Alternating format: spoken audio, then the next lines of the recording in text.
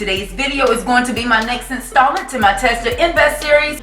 Well, I'll be highlighting the new Chanel. This is the Le Tint Outre de Nu. Who am I kidding? I'm a Southern girl, so I'm going to hope that that stands for Ultra Wear Flawless Foundation. I was actually sent in a promotional pack, 9 different shades to review to you guys. So I'm going to use this handy dandy arm right here, minus the cellulite, this handy dandy arm right here to show you guys the color ranges from my shade Deeper. So yay to Chanel for giving me the opportunity to review this product. I'm so excited. And of course, I've already stated one other thing that I'm always excited about: long wearing product. Woo! Like, the universe is listening to us makeup artists. Long wear foundations for me is the only way to go. As a professional makeup artist, I love long wearing foundations. To me, they are just easily manipulated. I can actually build them up and create something very, very flawless, or I can kind of shear them down to create something a little bit more natural for the client that doesn't want a makeup look. Okay, I mean, why did I mean, but okay. So with that being said, let's get into the specifics of this long wear foundation by Chanel. For those of you wondering, yes, I am wearing this foundation right now. My base shade is number 70, and because I have a good range in product here, I did contour with the 121. And you can see the difference in shade ranges right here. I used this one to be my base, and I came back with the darker one just to contour, and it is just beautiful. The first thing that you'll notice when you purchase this foundation is it does come in a glass bottle, very sleek, very streamlined, sits nice on your vanity girl, real cute. But it does come with a top that does that clicking. So for those of us makeup artists, we don't have the fear of us traveling with this foundation. And before it's over, the pump has already started to spew out over our case. So I do love that. And, you know, talking about my regular girl that comes to the counter with Chanel, oftentimes clients are looking for a long wear foundation or something that doesn't look so makeup-like. This foundation to me is giving me a nice, flawless finish, and it doesn't feel like I have makeup. So that's one of the main things that I wanted to address. It does stay in this little handy-dandy pamphlet that comes in your box. This foundation is designed to be a lightweight, fluid foundation that fits like a second skin, allowing women, Chanel, allowing women to move freely and comfortably. Its makeup results, it is the perfect balance between translucency and coverage, sublimes the complexion with a radiant matte finish. The complexion is even and flawless, giving women self-confidence all day long. Let's see if it has any application tips. Can be easily applied with fingertips or a brush. It glides onto the skin, providing adjustable coverage for an even tailor-made result. And one of the tips stated in the pamphlet is Ultra Wear Matte Finish and Comfort, thanks to a combination of absorbent powders and zinc that regulate sebum and sweat. The shiny areas of the face are perfectly controlled, while moisturizing active ingredients offer a sensation of comfort from dawn to dusk. And from what I can tell just with my initial application of this foundation, it is going to be a beautiful matte coverage. I do have dry skin. Right now it's not settling on any patches of my skin. It's just laying very nice. But if you happen to have oily skin, this foundation seems like it's going to work nicely as well, just because it is supposed to absorb the moisture in the skin. So yay to Chanel for addressing those issues as well.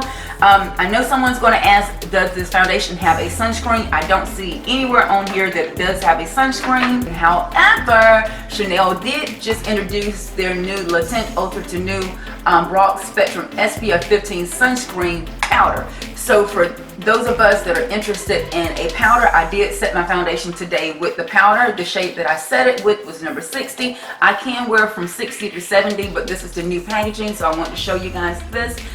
You can cover it back over with your little sleeve here and keep it nice and safe.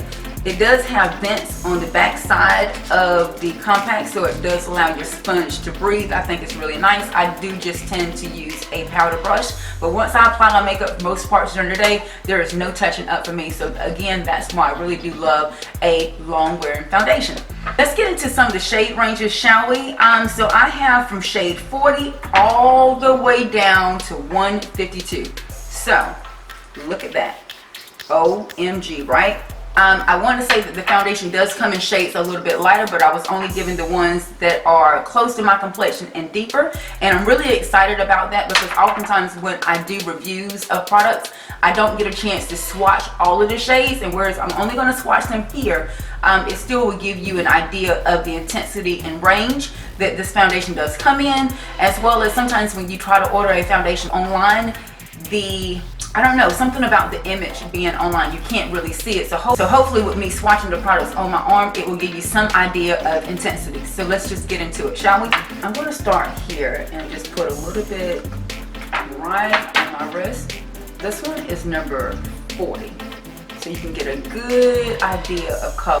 Of course, I'm going to try to use exactly the same amount on each one. Next up is going to be number 50.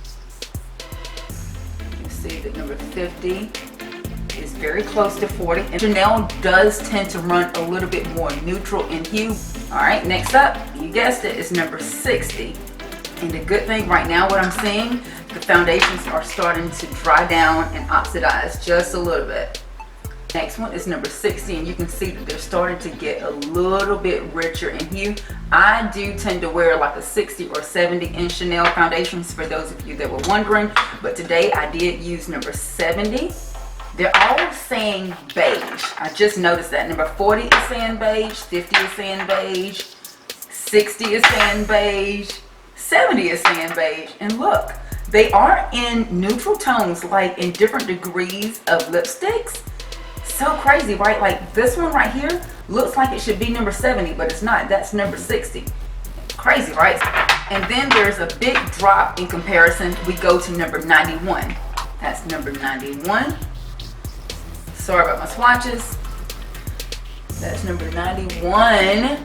And let's see if it says beige. It says caramel. Good. I'm glad it didn't say beige because that's nothing like beige. So number 91 is where it goes into a little bit more yellowy. So 91 looks like it would be more of a summer shade for me, but definitely giving you a lot more yellow in undertone. Next up is number 121. It also states caramel, and caramel would be the shade that I would have contoured with today. And you can tell this would have been the shade that I would have contoured with. So be careful because number 91 and number 121 both show caramel. 121 and this one is 91. Both of these show caramel. And I guess it does. One looks like caramel, one looks more like toffee, if you ask me, if we're talking about candies. So that's giving you a little bit of idea there. And then we'll go to number 132 that says Chocolat. And we know that chocolate is different degrees. So I'm going to try and get this swatch a little bit better here. We'll start up top. And let's rub this one down. So this is Chocolat. Now that one really does favor chocolate to me. And you can see that how these over here are drying down. I can't wait to see what this one dries down like. And last but not least is number 152. Or this is the richest one in the collection. Oh my god, you guys, this one is stunning. So these are my swatches. I'm going to clean them up just a little bit, but you guys got a kind of an idea of the color ranges that come in that Ultra Matte foundation, and I am just really enjoying it. Now I will say that the powders are a little bit hit and miss in this line. They are not going to be as deep, and I can't really overly justify that, but just trust me, you need to go in store. I want to say the deepest that the powders come is 191. If I'm wrong, I'll leave a little blurb right here.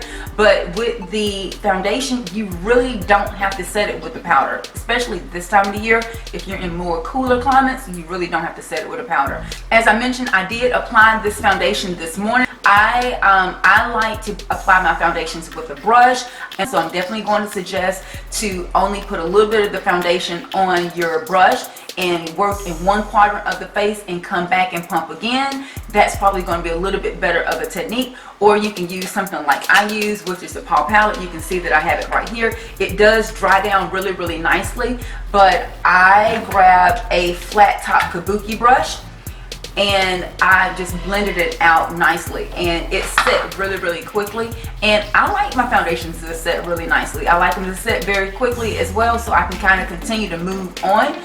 This is not going to be one of those foundations that I can say that you're going to be able to dot it on the quadrants of your face and blend it out smoothly. I think you're going to experience some skipping, and you can see how quickly these matted down, and they are transfer resistant. And yeah, that is, it doesn't, this from here it has a little bit of stickiness, but these right here, they're not going to give you enough time to blend them out seamlessly to where I would be comfortable saying that I blended them with my fingers. I think you're going to have some splotchiness, so definitely keep that in mind.